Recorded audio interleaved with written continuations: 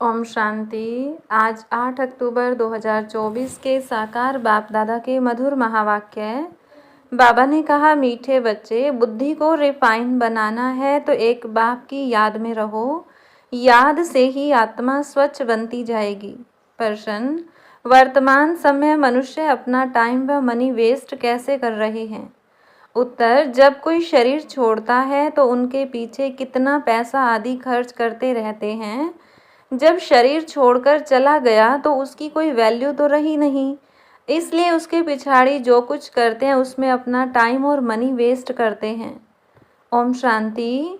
रूहानी बाप बैठ रूहानी बच्चों को समझाते हैं। यह भी ऐसे कहते हैं ना, फिर बाप है या दादा है? दादा भी कहेंगे, रूहानी बाप तुम बच्चों को यह नॉलेज सुनाते हैं पास्ट, प्रेजेंट, फ्यूचर का। वास्तव में सतयुग से लेकर त्रेता अंत तक क्या हुआ है, यह है मुख्य बात। बाकी द्वापर कलयुग में कौन कौन आए, क्या हुआ, उनकी हिस्ट्री ज्योग्राफी तो बहुत है।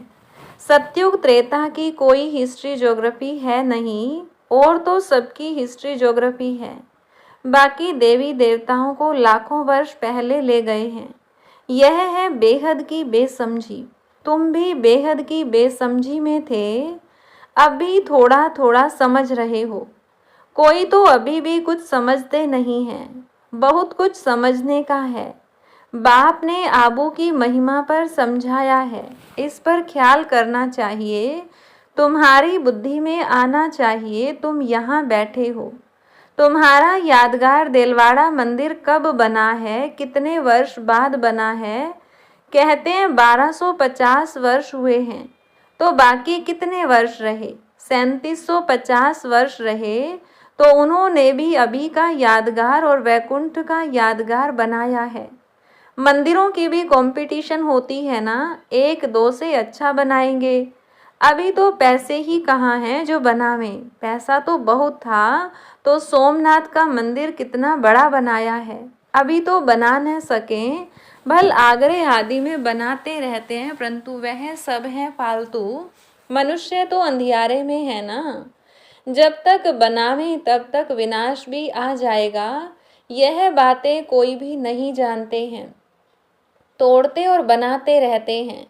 पैसे मुफ्त में आते रहते हैं, सब वेस्ट होता रहता है। Waste of time, waste of money, waste of energy. कोई मरता है तो कितना टाइम गंवाते हैं, हम कुछ भी नहीं करते। आत्मा तो चली गई, बाकी खाल क्या काम की? सर्प खाल छोड़ देता है, उनकी कोई वैल्यू है क्या? कुछ भी नहीं। भक्ति मार्ग में खाल की वैल्यू है। जड़ चित्र की कितनी पूजा करते हैं, परंतु यह कब आए, कैसे आए, कुछ भी पता नहीं है। इनको कहा जाता है भूत पूजा। 5 तत्वों की पूजा करते हैं। समझो यह लक्ष्मी नारायण स्वर्ग में राज्य करते थे। अच्छा, 150 वर्ष आयु पूरी हुई, शरीर छोड़ दिया, बस शरीर तो कोई काम का न रहा, उनकी वहाँ क्या वैल्यू होगी? आत्मा चली गई, शरीर चंडाल के हाथ में दे दिया, वह रस्म रिवाज अनुसार जला देंगे। ऐसे नहीं उनकी मिट्टी लेकर उड़ाएंगे नाम करने के लिए, कुछ भी नहीं। यहाँ तो कितना करते हैं, ब्राह्मण खिलाते हैं, यह करते हैं, वहाँ यह कुछ होता नहीं।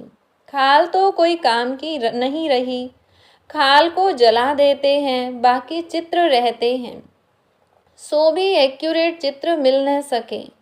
यह आदि देव की पत्थर की मूर्ति एक्यूरेट थोड़ी है। पूजा जब शुरू की है तब के पत्थर की है, असुल जो था वह तो जलकर खत्म हो गया ना, फिर भक्ति मार्ग में यह निकला है। इन बातों पर भी सोच तो चलता है ना। आबू की महिमा को अच्छी रीति सिद्ध करना है।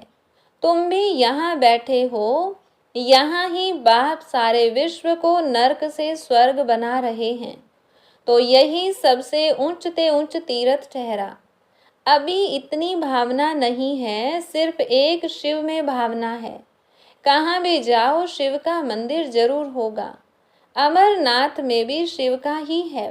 कहते हैं शंकर ने पार्वती को कथा सुनाई, वहाँ तो कथा की बात ही नहीं, मनुष्यों को कुछ भी समझ नहीं है। अभी तुमको समझ आई है, आगे पता था क्या? अभी बाबा आबू की कितनी महिमा करते हैं। सर्व तीर्थों में यह महान तीर्थ है। बाबा समझाते तो बहुत हैं, परंतु जबकि अनन्य बच्चों की बुद्धि में बैठे। अभी तो देह अभिमान बहुत है, ज्ञान तो बहुत ढेर चाहिए, रिफाइननेस बहुत आनी है। अभी तो योग बड़ा मुश्किल कोई का लगता है। योग के साथ फिर नॉलेज भी चाहिए। ऐसे नहीं सिर्फ योग में रहना है, योग में नॉलेज जरूर चाहिए। दिल्ली में ज्ञान विज्ञान भवन नाम रखा है, परंतु इनका अर्थ क्या है यह समझते थोड़े ही हैं। ज्ञान विज्ञान तो सेकंड का है, शांति धाम सुख धाम, परंतु मनुष्यों में जरा भी बुद्धि नहीं है, अर्थ थोड़े ही समझते हैं। चिन्मयानंद आदि कितने बड़े बड़े सन्यासी आदि हैं, गीता सुनाते हैं, कितने उन्हों के ढेर फॉलोअर्स हैं। सबसे बड़ा जगत का गुरु तो एक ही बाप है। बाप और टीचर से बड़ा गुरु होता है। स्त्री कभी दूसरा पति नहीं करेगी तो गुरु भी दूसरा नहीं करना चाहिए। एक गुरु किया, उनको ही सदगति करनी है, फिर और गुरु क्यों? सतगुरु तो एक ही बेहद का बाप है, सबकी सदगति करने वाला है। परंतु इन बातों को बहुत हैं जो बिल्कुल समझते नहीं। बाप ने समझाया है यह राजधानी स्थापन हो रही है तो नंबरवार होंगे ना। कोई तो रिंचक भी समझ नहीं सकते। ड्रामा में पार्ट ऐसा है, टीचर तो समझ सकते हैं, जिस शरीर द्वारा समझाते हैं उनको भी तो मालूम पड़ता होगा। यह तो गुड़ जाने गुड़ की गोथरी जाने। गुड़ शिव बाबा को कहा जाता है, वह सबकी अवस्था को जानते हैं, हर एक की पढ़ाई से समझ सकते हैं, कौन कैसे पढ़ते हैं, कितनी सर्विस करते हैं, कितना बाबा की सर्विस में जीवन सफल करते हैं। ऐसे नहीं इस ब्रह्मा ने घर बार छोड़ा है, इसीलिए लक्ष्मी नारायण बनते हैं, मेहनत करते हैं ना। यह नॉलेज बहुत ऊंची है। कोई अगर बाप की अवज्ञा करते हैं तो एकदम पत्थर बन पड़ते हैं। बाबा ने समझाया था यह इंद्र सभा है, शिव बाबा ज्ञान वर्षा करते हैं। उनकी अवज्ञा की तो शास्त्रों में लिखा हुआ है, पत्थर बुद्धि हो गए। इसीलिए बाबा सबको लिखते रहते हैं, साथ में संभाल से कोई को ले आओ। ऐसे नहीं विकारी अपवित्र यहाँ आकर बैठे, नहीं तो फिर ले आने वाली ब्राह्मणी पर दोष पड़ जाता है। ऐसे कोई को ले नहीं आना है, बड़ी रिस्पॉन्सिबिलिटी है।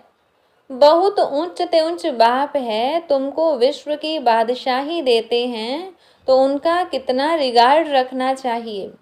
बहुतों को मित्र संबंधी आदि याद पड़ते हैं, बाप की याद है नहीं, अंदर ही गुटखा खाते रहते हैं। बाप समझाते हैं यह है आसुरी दुनिया, अभी दैवी दुनिया बनती है। हमारी एम ऑब्जेक्ट यह है, यह लक्ष्मी नारायण बनना है। जो भी चित्र हैं सबकी बायोग्राफी को तुम जानते हो। मनुष्यों को समझाने के लिए कितनी मेहनत की जाती है, तुम भी समझते होंगे। यह कुछ अच्छा बुद्धिमान है, यह तो कुछ नहीं समझते हैं। तुम बच्चों में जिसने जितना ज्ञान उठाया है उस अनुसार ही सर्विस कर रहे हैं। मुख्य बात है ही गीता के भगवान की, सूर्यवंशी देवी देवताओं का यह एक ही शास्त्र है, अलग अलग नहीं है। ब्राह्मणों का भी अलग नहीं है। यह बड़ी समझने की बातें हैं। इस ज्ञान मार्ग में भी चलते चलते अगर विकार में गिर पड़े तो ज्ञान बह जाएगा। बहुत अच्छे अच्छे जाकर विकारी बने तो पत्थर बुद्धि हो गए। इसमें बड़ी समझ चाहिए। बाप जो समझाते हैं उनको उगारना चाहिए। यहाँ तो तुमको बहुत सहज है, कोई लौकिक कार्य व्यवहार हंगामा आदि नहीं। बाहर में रहने से धंधे आदि की कितनी चिंता रहती है। माया खूब तूफान में लाती है। यहाँ तो एकांत लगी पड़ी है, बाप तो फिर भी बच्चों को पुरुषार्थ कराते रहते हैं। यह बाबा भी पुरुषार्थी है, पुरुषार्थ कराने वाला तो बाप है। इसमें विचार सागर मंथन करना पड़ता है। यहाँ तो बाप बच्चों के साथ बैठे हैं, जो पूरी उंगली देते हैं उनको ही सर्विसेबल कहेंगे।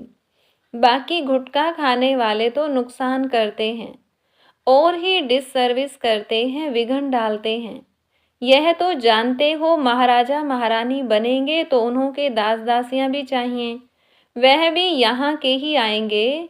सारा मदार पढ़ाई पर है। इस शरीर को भी खुशी से छोड़ना है, दुख की बात नहीं। पुरुषार्थ के लिए टाइम तो मिला हुआ है। ज्ञान सेकंड का है, बुद्धि में है शिव बाबा से वर्षा मिलता है। थोड़ा भी ज्ञान सुना, शिव बाबा को याद किया तो भी आ सकते हैं। प्रजा तो बहुत बनने की है। हमारी राजधानी सूर्यवंशी चंद्रवंशी यहाँ स्थापन हो रही है। बाप का बनकर अगर ग्लानि करते हैं तो बहुत बोझा चढ़ता है, एकदम जैसे रसातल में चले जाते हैं। बाबा ने समझाया है, जो अपनी पूजा बैठ कराते हैं वह पूज्य कैसे कहला सकते। सर्व का सद्गति दाता कल्याण करने वाला तो एक ही बाप है। मनुष्य तो शांति का भी अर्थ नहीं समझते हैं। हठ योग से प्राणायाम आदि चढ़ाना उसको ही शांति समझते हैं। उसमें भी बहुत मेहनत लगती है। कोई की ब्रेन खराब हो जाती है, प्राप्ति कुछ भी नहीं। वह है अल्पकाल की शांति। जैसे सुख को अल्पकाल कागविष्ठा समान कहते हैं, वैसे वह शांति भी कागविष्ठा के समान है। वह है ही अल्पकाल के लिए। बाप तो 21 जन्मों के लिए तुमको सुख शांति दोनों देते हैं। कोई तो शांति धाम में पिछाड़ी तक रहते होंगे, जिनका पार्ट है वह इतना सुख थोड़े ही देख सकेंगे। वहाँ भी नंबरवार मर्तबे तो होंगे ना। भल दास दासियां होंगे, परंतु अंदर थोड़े ही घुस सकेंगे। श्री कृष्ण को भी देख न सकें। सबके अलग अलग महल होंगे ना। कोई टाइम होगा देखने का। जैसे देखो पोप आता है तो उनका दर्शन करने के लिए कितने लोग जाते हैं। ऐसे बहुत निकलेंगे जिनका बहुत प्रभाव होगा। लाखों मनुष्य जाएंगे दर्शन करने के लिए। यहाँ शिव बाबा का दर्शन कैसे होगा, यह तो समझने की बात है। अब दुनिया को कैसे पता पड़े कि यह सबसे ऊंचा तीर्थ है। देलवाड़ा जैसा मंदिर शायद आसपास और भी हो, वह भी जाकर देखना चाहिए कैसे बना हुआ है। उनको ज्ञान देने की भी दरकार नहीं, वह फिर तुमको ज्ञान देने लग जाएंगे। राय देते हैं ना, यह करना चाहिए यह करना चाहिए। यह तो जानते नहीं कि इनको पढ़ाने वाला कौन है। एक एक को समझाने में मेहनत लगती है। उन पर कहानियां भी हैं। कहते थे शेर आया। तुम भी कहते हो मौत आया कि आया, तो वह विश्वास नहीं करते हैं। समझते हैं अभी तो 40,000 वर्ष पड़े हैं, मौत कहाँ से आएगा। परंतु मौत आना तो जरूर है, सबको ले जाएंगे। वहाँ कोई भी किचड़ा होता नहीं। यहाँ की गऊ और वहाँ की गऊ में भी कितना फर्क है। श्री कृष्ण थोड़े गऊएं चराता था, उन्हों के पास तो दूध हेलीकॉप्टर्स में आता होगा। यह किच्चड़ पट्टी दूर रहती होगी, सामने घर में थोड़े किचड़ा रहेगा। वहाँ तो अपरम अपार सुख हैं, जिसके लिए पूरा पुरुषार्थ करना है। कितने अच्छे अच्छे बच्चे सेंटर से आते हैं, बाबा देखकर कितना खुश होते हैं। नंबरवार पुरुषार्थ अनुसार फूल निकलते हैं। फूल जो हैं वह अपने को भी फूल समझते हैं। दिल्ली में भी बच्चे कितनी सर्विस करते हैं रात दिन। ज्ञान भी कितना उच्च है, आगे तो कुछ नहीं जानते थे, अब कितनी मेहनत करनी पड़ती है। बाबा के पास तो सब समाचार आते हैं, कोई का सुनाते हैं कोई का नहीं सुनाते हैं, क्योंकि ट्रेटर भी बहुत होते हैं। बहुत फर्स्ट क्लास भी ट्रेटर बन पड़ते हैं, थर्ड क्लास भी ट्रेटर हैं। थोड़ा ज्ञान मिला तो समझते हम शिव बाबा के भी बाबा बन गए। पहचान तो है नहीं कि कौन नॉलेज देते हैं। अच्छा, मीठे मीठे सिकिलधे बच्चों प्रति माता पिता बाप दादा का याद प्यार और गुड मॉर्निंग। रूहानी बाप की रूहानी बच्चों को नमस्ते। रूहानी बच्चों की रूहानी बाप दादा को नमस्ते। धारणा के लिए मुख्य सार। पहली पॉइंट, विश्व की बादशाही देने वाले बाप का बहुत बहुत रिगार्ड रखना है। बाप की सर्विस में अपनी जीवन सफल करनी है। पढ़ाई पर पूरा पूरा ध्यान देना है। दूसरी पॉइंट, बाप से जो ज्ञान मिलता है उस पर विचार सागर मंथन करना है। कभी भी विघन रूप नहीं बनना है। डिससर्विस नहीं करनी है। अहंकार में नहीं आना है। वरदान दिया बाबा ने, चारों ही सब्जेक्ट में बाप के दिल पसंद मार्क्स लेने वाले दिल तख्त नशीन भव। जो बच्चे चारों ही सब्जेक्ट में अच्छे मार्क्स लेते हैं, आदि से अंत तक अच्छे नंबर से पास होते हैं, उन्हें ही पास विद ऑनर कहा जाता है। बीच बीच में मार्क्स कम हुई फिर मेकअप किया, ऐसे नहीं, लेकिन सभी सब्जेक्ट में बाप के दिल पसंद ही दिल तख्त नशीन बनते हैं। साथ साथ ब्राह्मण संसार में सर्व के प्यारे, सर्व के सहयोगी, सर्व का सम्मान प्राप्त करने वाले दिल तख्त नशीन सो राज्य तख्त नशीन बनते हैं। स्लोगन, दिल रुबा वह है जिसके दिल में सदा यही अनहद गीत बजता रहे कि मैं बाप की बाप मेरा। अच्छा, ओम शांति।